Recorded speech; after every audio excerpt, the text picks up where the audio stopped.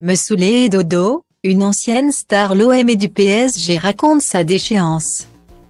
On pense souvent que tout est rose dans la vie des stars du football, mais ce n'est pas toujours le cas. Si la célébrité, l'argent et la gloire peuvent être au rendez-vous, pour certains, ce mode de vie peut parfois avoir des conséquences terribles.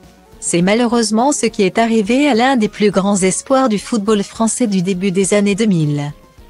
Arrivé à éclosion en même temps que Nicolas Anelka ou encore Peter Luxin, ce dernier n'a pas connu la même trajectoire et pourtant, tout avait parfaitement commencé.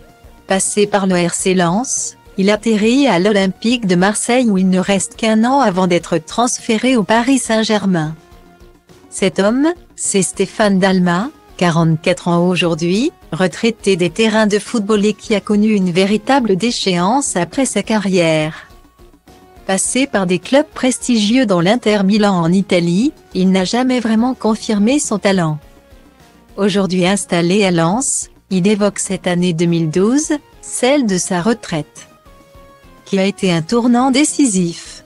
Au début, j'ai profité puis, pendant près d'un an, j'ai sombré.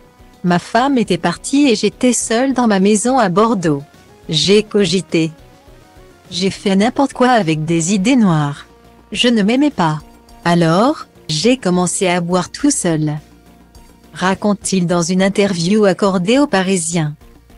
Les choses tournent très vite mal pour Stéphane Dalmat, comme il le raconte, assez vite. Mon quotidien, c'était réveil, champagne toute la journée pour me saouler et dodo. J'étais tout en bas. Un cercle vicieux qui a failli lui coûter la vie en 2017.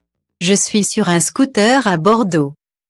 Je roule beaucoup trop vite sur un passage de tramway et je finis sur un poteau. Je suis resté 6 jours dans le coma et j'ai fait 2 arrêts cardiaques. J'ai failli mourir. Quand je me suis réveillé, j'étais défiguré et intubé de partout, se souvient-il. Aujourd'hui tiré d'affaire, Stéphane Dalmat a réussi à s'en sortir grâce à l'amour.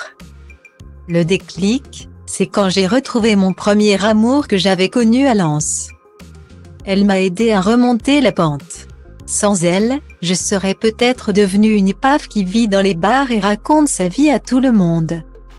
Je lui dois tant, raconte-t-il joliment. L'interview de Stéphane Dalmat est à retrouver en intégralité sur le site du Parisien.